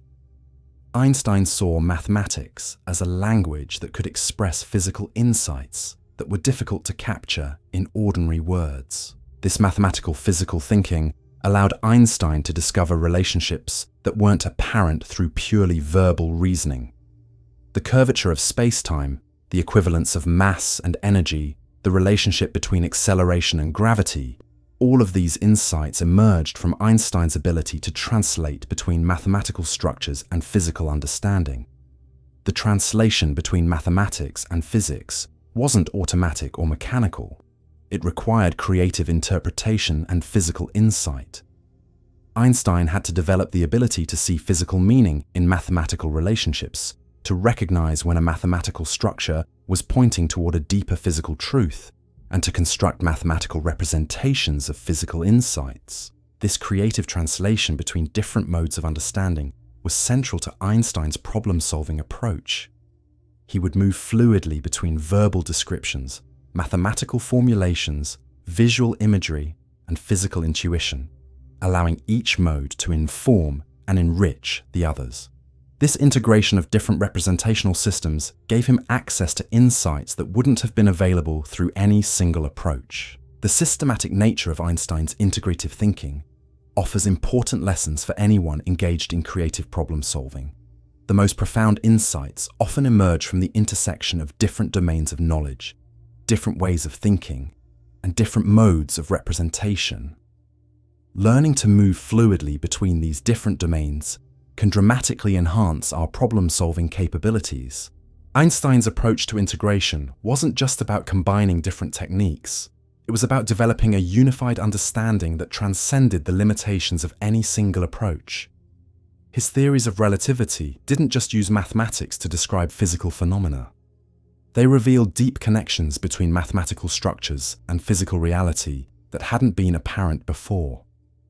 This unified understanding required Einstein to develop what we might call synthetic thinking, the ability to create coherent wholes from apparently disparate parts. He could take insights from different domains, different levels of analysis, and different modes of understanding, and weave them together into comprehensive theories that illuminated previously hidden aspects of reality. The development of synthetic thinking required Einstein to maintain what we might call intellectual patience, the willingness to work with incomplete understanding while gradually building toward more comprehensive insight. His theories often developed over periods of years or decades, with individual insights slowly accumulating into coherent theoretical frameworks. This patience with incomplete understanding was crucial to Einstein's ability to tackle problems that seemed impossibly complex. Instead of demanding immediate clarity, he learned to work productively with ambiguity, uncertainty, and partial knowledge. He understood that the most profound insights often emerge gradually through sustained engagement with difficult questions. Einstein's approach to sustained engagement reveals another dimension of his mental toolkit: his ability to maintain focus on fundamental questions while remaining open to unexpected insights from any direction. He could pursue a particular line of investigation for years while simultaneously remaining alert to new possibilities that might emerge from seemingly unrelated areas. This combination of focused persistence and open awareness was particularly important when Einstein began working on his unified field theory. The project required him to master multiple areas of mathematics and physics, while searching for hidden connections between apparently unrelated phenomena.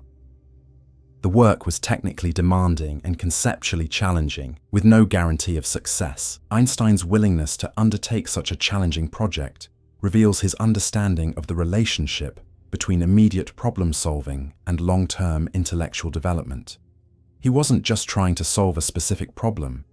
He was exploring the deepest questions about the nature of reality itself. This exploration was valuable in its own right, regardless of whether it led to immediate practical results.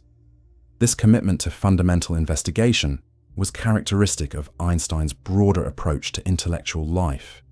He was driven by curiosity about the deepest questions, not by the desire for quick success or immediate recognition. This long-term perspective allowed him to pursue investigations that seemed impractical or impossible to others. The cultivation of this long-term perspective required Einstein to develop what we might call intellectual courage, the willingness to pursue difficult questions even when the path forward was unclear. He understood that the most important discoveries often required venturing into uncharted territory where conventional methods and expectations might not apply. This intellectual courage was supported by Einstein's understanding of the relationship between individual discovery and collective human knowledge. He saw his own work as part of humanity's ongoing quest to understand reality, not as an isolated personal achievement. This broader perspective gave meaning to his efforts, even when immediate success seemed unlikely. Einstein's sense of connection to the broader human quest for understanding was reflected in his approach to scientific communication and education. He believed that scientific insights belonged to humanity as a whole, not just to a specialized community of experts.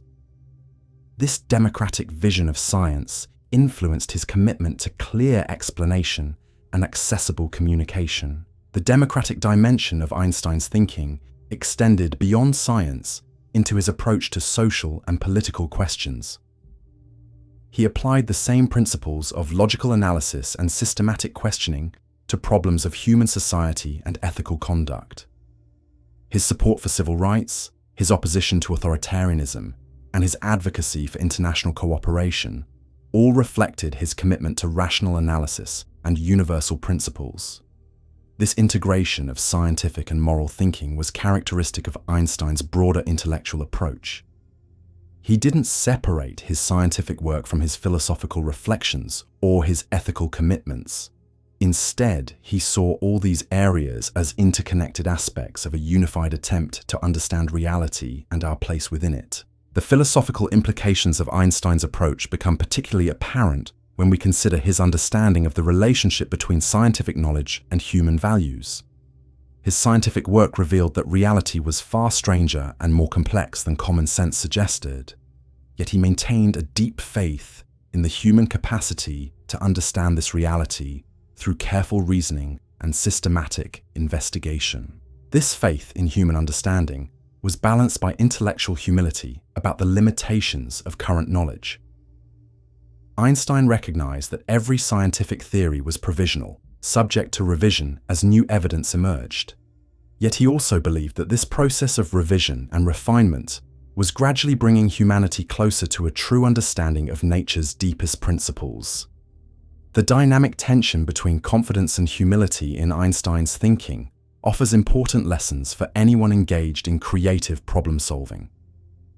We need enough confidence to tackle difficult problems and propose radical solutions, yet enough humility to recognize when our current understanding is inadequate and needs revision. This balance becomes particularly important when we're dealing with problems that challenge fundamental assumptions about how the world works. Einstein's example shows us that breakthrough insights often require us to abandon comfortable certainties and venture into uncharted conceptual territory. This journey requires not just intellectual ability, but emotional resilience and the courage to persist despite uncertainty and criticism. The development of this emotional resilience was crucial to Einstein's ability to maintain his creative output over decades of intellectual struggle. He faced numerous setbacks, false starts, and theoretical dead ends, yet he continued to pursue his vision of a unified understanding of natural phenomena. This persistence in the face of difficulty was as important to his success as his analytical abilities. Einstein's approach to handling intellectual setbacks reveals another dimension of his mental toolkit: his ability to reframe obstacles as opportunities for deeper understanding. When a theoretical approach didn't work, he analyzed why it failed and what new directions it suggested. This analytical approach to failure transforms setbacks into stepping stones toward eventual success. The systematic nature of Einstein's approach to both success and failure offers practical lessons for anyone engaged in creative work. The development of breakthrough insights requires not just moments of inspiration, but sustained effort over extended periods. This effort is most effective when it's guided by systematic methods for exploring possibilities, testing ideas, and learning from both successes and failures. Einstein's methods for systematic exploration were closely connected to his understanding of the relationship between conscious analysis and unconscious processing. He recognized that his most important insights often emerged not during periods of intense concentration, but during moments of relaxation when his unconscious mind was free to make unexpected connections. This understanding led Einstein to cultivate what we might call productive contemplation, periods of apparent inactivity that actually served important creative functions. He would spend hours walking, playing violin, or simply reflecting, allowing his mind to wander freely through the landscape of ideas and possibilities. These periods of mental wandering weren't random or undirected. They were guided by the problems and questions that occupied Einstein's conscious attention. His unconscious mind was constantly working on these problems, exploring connections and possibilities that weren't immediately apparent to conscious analysis. The integration of conscious and unconscious processing was crucial to Einstein's creative process. He learned to alternate between periods of focused analysis and periods of relaxed reflection, allowing different aspects of his mind to contribute to the problem-solving process. This alternating rhythm of mental activity offers important insights into the nature of creative thinking more generally. The most profound insights often emerge from the interplay between different modes of consciousness: analytical and intuitive, focused and diffuse, logical and imaginative. Einstein's example shows us that developing this interplay requires conscious cultivation. We need to learn to trust our intuitive insights while subjecting them to rigorous analysis. We need to develop the ability to focus intensely on specific problems, while also maintaining the mental flexibility to see them from multiple perspectives. The cultivation of this mental flexibility requires practice and patience. Einstein spent decades developing his distinctive approach to scientific thinking. His revolutionary insights emerged from years of preparation, reflection, and systematic exploration of fundamental questions. This long-term developmental process reveals the true nature of Einstein's genius. It wasn't just about having brilliant ideas, it was about developing the mental infrastructure that made brilliant ideas possible. This infrastructure included specific cognitive skills, particular attitudes toward uncertainty and failure, and systematic approaches to problem-solving that could be learned and practiced. The accessibility of Einstein's methods offers hope for anyone seeking to develop their own creative capabilities. While few of us will achieve Einstein's level of revolutionary insight, we can all benefit from adopting his systematic approach to thinking, his willingness to question assumptions, and his integration of different modes of consciousness. The journey into Einstein's mind thus becomes a journey into our own creative potential. By understanding how one extraordinary individual learned to think in revolutionary ways, we can begin to develop our own capacity for breakthrough insight and innovative problem solving. This development requires us to embrace the same qualities that characterized Einstein's approach: intellectual courage, systematic thinking, creative imagination, and the persistent pursuit of deeper understanding. These qualities can be cultivated through conscious effort and sustained practice, transforming our ability to understand and interact with the world around us. The legacy of Einstein's thinking extends far beyond his specific scientific discoveries. His approach to mental exploration offers a template for intellectual development that remains as relevant today as it was a century ago. In a world facing increasingly complex challenges, we need more people who can think like Einstein, not necessarily about physics, but about the problems and opportunities of our own time. The principles Einstein embodied, questioning fundamental assumptions, embracing uncertainty as a creative resource, thinking visually and spatially, and integrating different types of knowledge, can be applied to challenges in business, education, technology, and social reform. His example shows us that revolutionary thinking isn't just about individual genius. It's about developing systematic approaches to understanding and problem-solving that can be shared and taught. As we continue to explore the depths of Einstein's revolutionary mind, we discover that his greatest gift to humanity wasn't just his scientific theories, but his demonstration that human thinking can be transformed, that we can learn to see the world in fundamentally new ways. His legacy challenges us to develop our own capacity for creative insight, to question our own assumptions, and to pursue our own understanding of the mysteries that surround us. The adventure of exploring Einstein's mind becomes an invitation to embark on our own intellectual adventures, to develop our own systematic approaches to understanding, and to contribute our own insights to humanity's ongoing quest to comprehend the nature of reality and our place within it. The most extraordinary aspect of Einstein's revolutionary thinking emerges when we examine how he transformed his relationship with failure itself. Where most brilliant minds fear the collapse of their carefully constructed theories, Einstein cultivated something far more powerful: the ability to extract profound wisdom from the wreckage of failed ideas. Einstein, in his study, surrounded by pages of calculations that led nowhere, equations that collapsed under their own contradictions, and theoretical frameworks that crumbled when tested against reality. Instead of despair, he felt something approaching joy. Each failure was revealing something crucial about the nature of reality, showing him not just what was wrong, but pointing toward what might be right. This wasn't mere optimism or stubborn persistence. Einstein had developed what we might call failure literacy, the systematic ability to read the language of unsuccessful attempts and extract from them the seeds of future breakthroughs. He understood that every failed theory was actually a successful experiment in discovering the boundaries of possibility. Consider how this played out in his decade-long struggle with general relativity. Einstein made countless mathematical errors, pursued theoretical dead ends, and constructed elaborate frameworks that ultimately proved inadequate. Each failure taught him something essential about the relationship between mathematics and physics, about the nature of curved spacetime, and about the fundamental structure of gravitational phenomena. What's remarkable is how Einstein learned to see these failures not as obstacles, but as essential components of the discovery process. He developed the ability to fail forward, using each unsuccessful attempt to refine his understanding and guide his next investigation.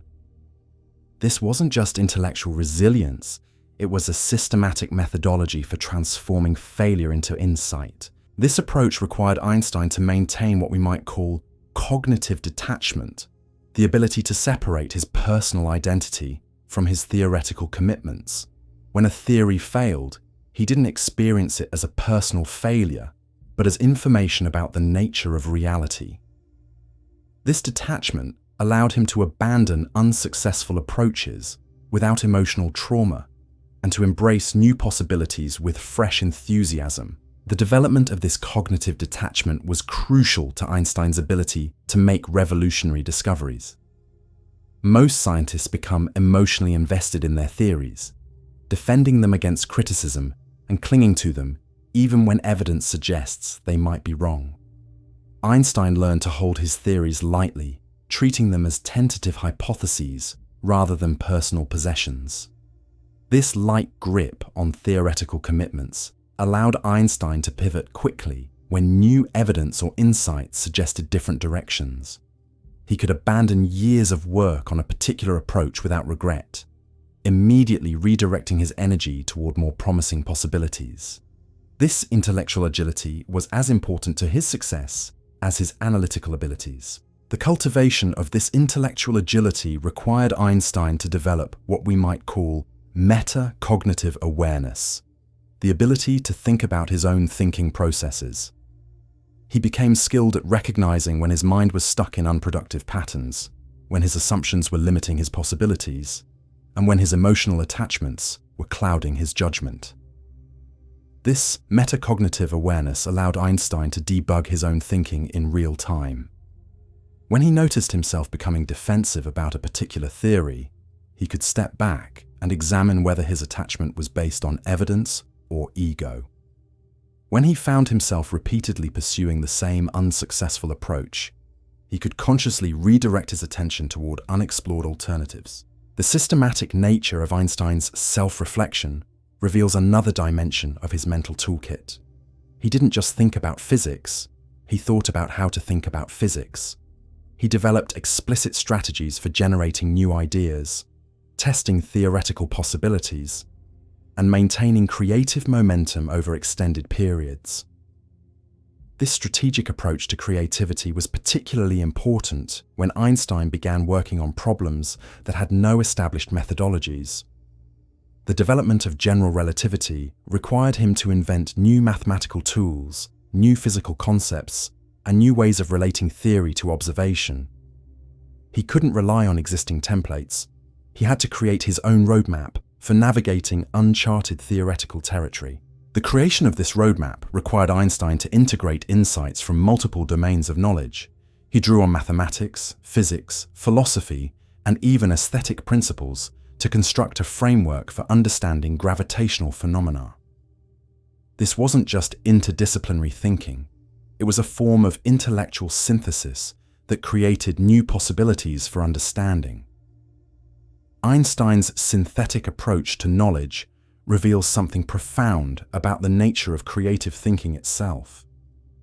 The most revolutionary insights often emerge not from deepening our understanding within existing categories, but from creating new categories that transcend traditional boundaries.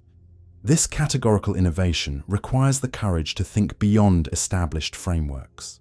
The development of this categorical thinking required Einstein to maintain what we might call conceptual flexibility, the ability to see the same phenomenon from multiple theoretical perspectives simultaneously.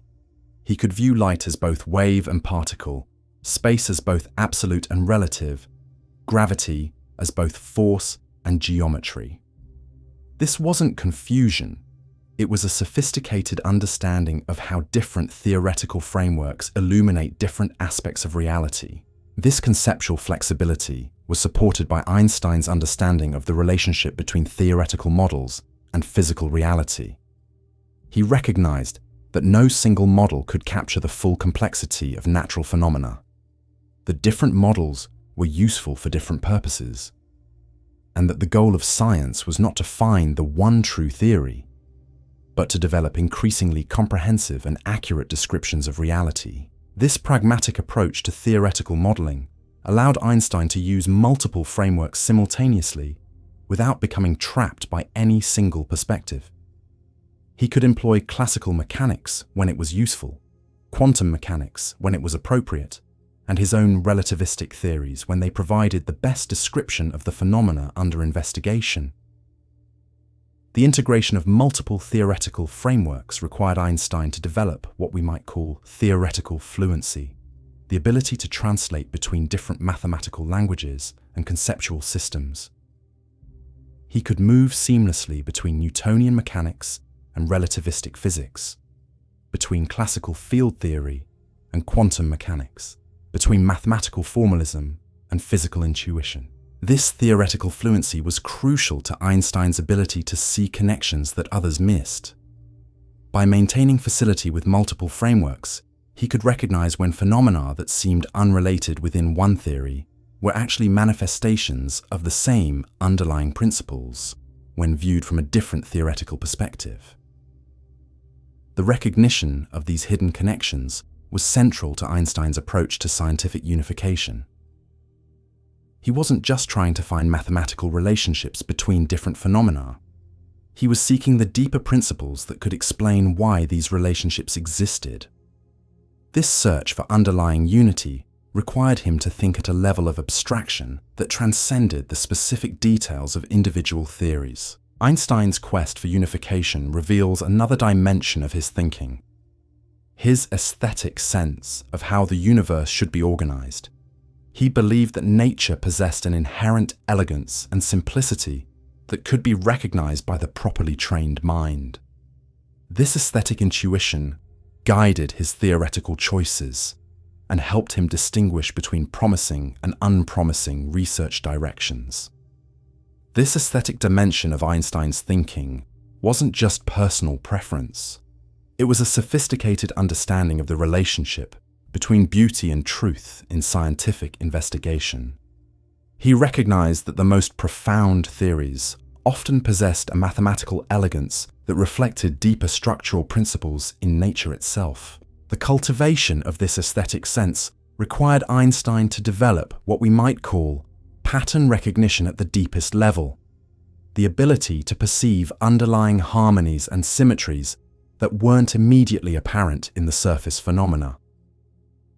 This wasn't just visual pattern recognition, but a kind of mathematical and conceptual pattern recognition that operated across multiple levels of abstraction.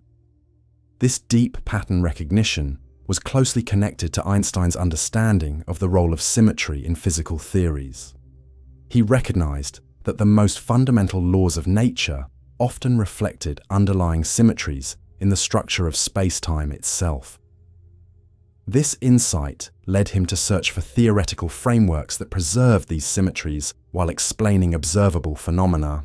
The search for symmetry-preserving theories required Einstein to develop increasingly sophisticated mathematical tools. He had to master differential geometry, tensor calculus, and other advanced mathematical techniques that weren't traditionally part of physics education. This mathematical sophistication allowed him to explore theoretical possibilities that would have been inaccessible through more elementary approaches.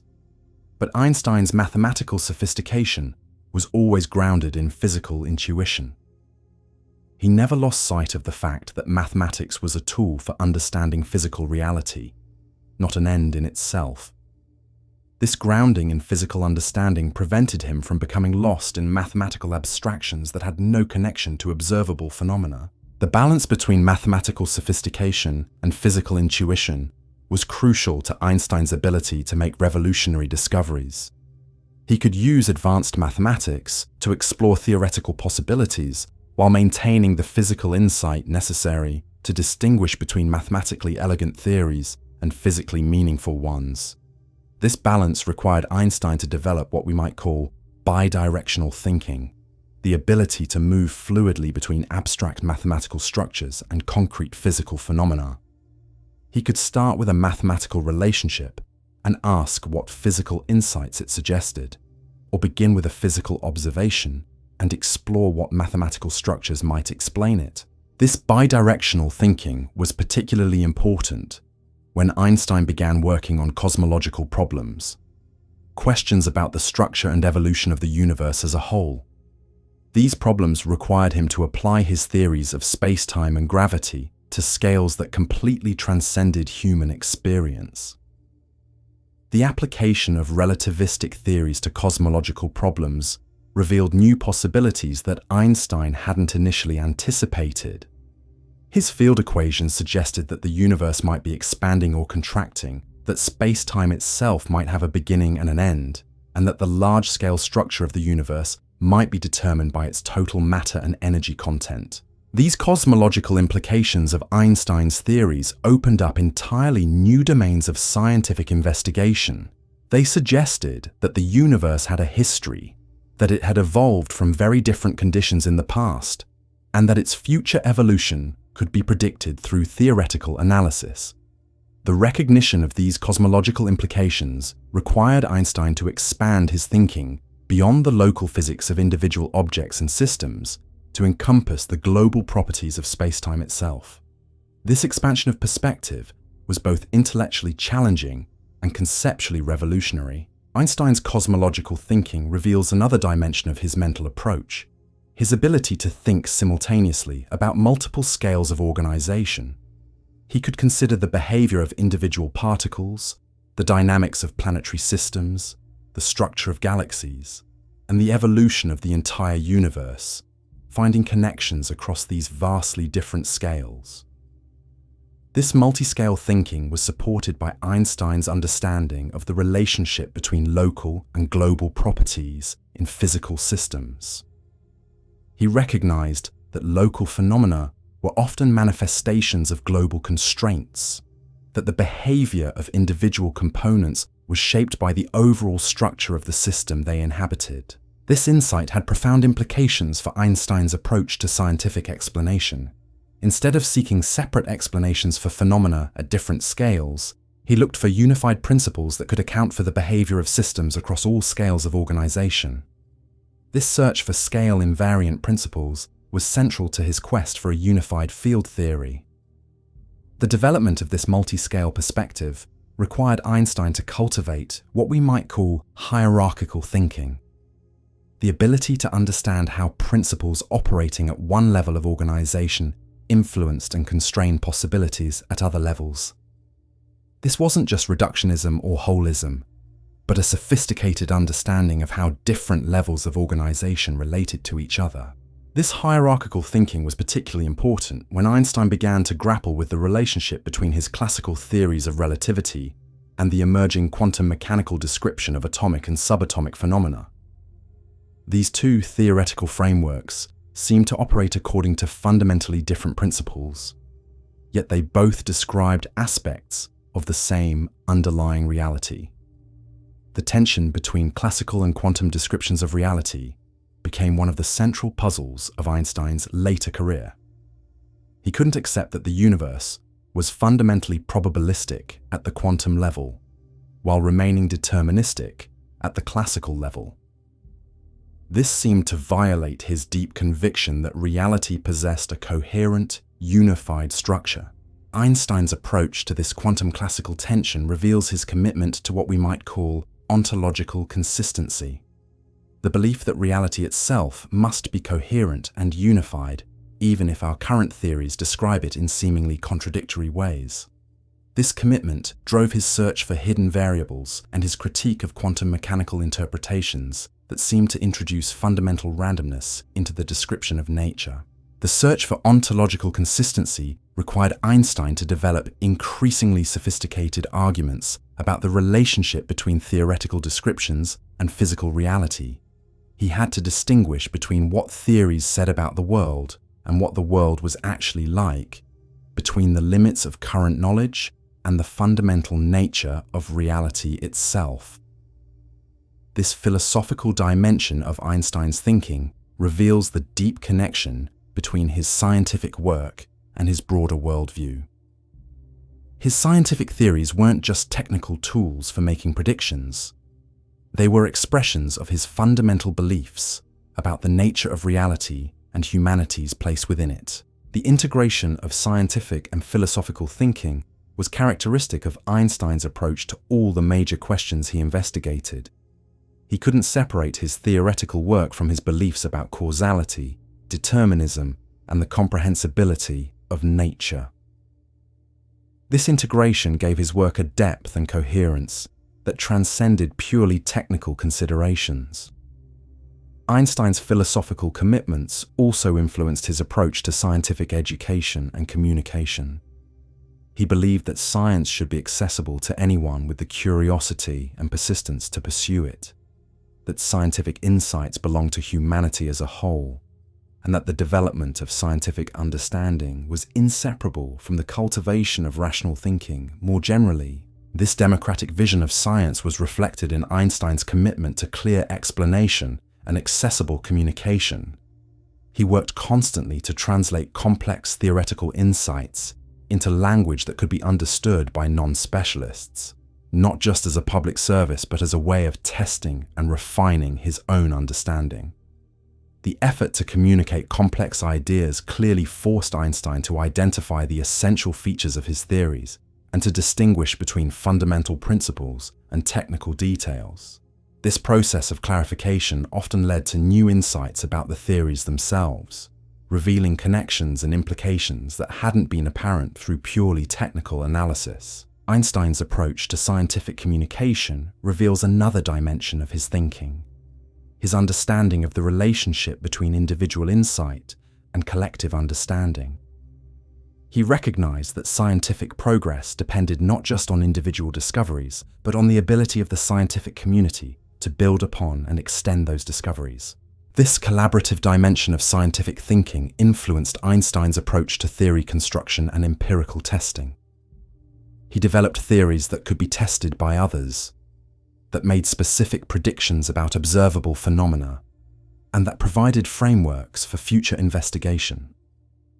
This wasn't just good scientific practice. It was a reflection of his understanding that science was fundamentally a collective human enterprise. The collective dimension of Einstein's thinking extended beyond the scientific community to encompass humanity as a whole. He saw scientific understanding as part of humanity's broader cultural and intellectual heritage, something that belonged to everyone and that could contribute to human flourishing more generally. This humanistic dimension of Einstein's thinking influenced his approach to the social and political implications of scientific discovery. He recognized that scientific knowledge could be used for both constructive and destructive purposes, that scientists had responsibilities that extended beyond their technical work, and that the development of scientific understanding was inseparable from the cultivation of wisdom and ethical judgment. Einstein's integration of scientific and humanistic thinking offers important lessons for anyone seeking to develop their own creative capabilities. The most profound insights often emerge from the intersection of technical expertise and broader human concerns, from the combination of analytical rigor and ethical reflection, from the integration of individual creativity and collective responsibility. The cultivation of this integrated approach requires us to develop the same qualities that characterized Einstein's thinking: intellectual courage, systematic analysis, creative imagination, and a deep commitment to understanding. These qualities can be developed through conscious effort and sustained practice, transforming our ability to contribute to the ongoing human quest for knowledge and understanding. Einstein's legacy thus extends far beyond his specific scientific discoveries to encompass a way of thinking that remains as relevant today as it was a century ago. His approach to mental exploration offers a template for intellectual development that can be applied to any domain that requires creative insight and systematic understanding. As we continue to explore the depths of Einstein's revolutionary mind, we discover that his greatest contribution wasn't just what he thought, but how he learned to think. His methods for questioning assumptions, embracing uncertainty, integrating different types of knowledge, and maintaining intellectual courage in the face of complexity offer us tools for developing our own capacity for breakthrough insight and innovative problem solving. The journey into Einstein's mind becomes a journey into our own creative potential, revealing possibilities for intellectual development that extend far beyond what we might have imagined possible. His example challenges us to develop our own systematic approaches to understanding, to question our own assumptions, and to pursue our own investigations into the mysteries that surround us. In this ongoing exploration of Einstein's mental landscape, we begin to see that his true genius lay not in any single discovery or insight, but in the systematic cultivation of ways of thinking that made revolutionary discoveries possible. These ways of thinking remain accessible to us today, offering a roadmap for intellectual adventure that can transform how we approach any challenge that requires us to think beyond conventional boundaries. Einstein once said, "The most beautiful thing we can experience is the mysterious." And maybe that's what he left us, not just equations or theories, but a sense of wonder about the universe we live in and our place inside it. Thank you for joining me tonight. Wherever your dreams take you, may they be filled with stars, questions, and quiet awe. Sleep well. This is Boring Science signing off. Good night, cheers, and I'll see you in the next story.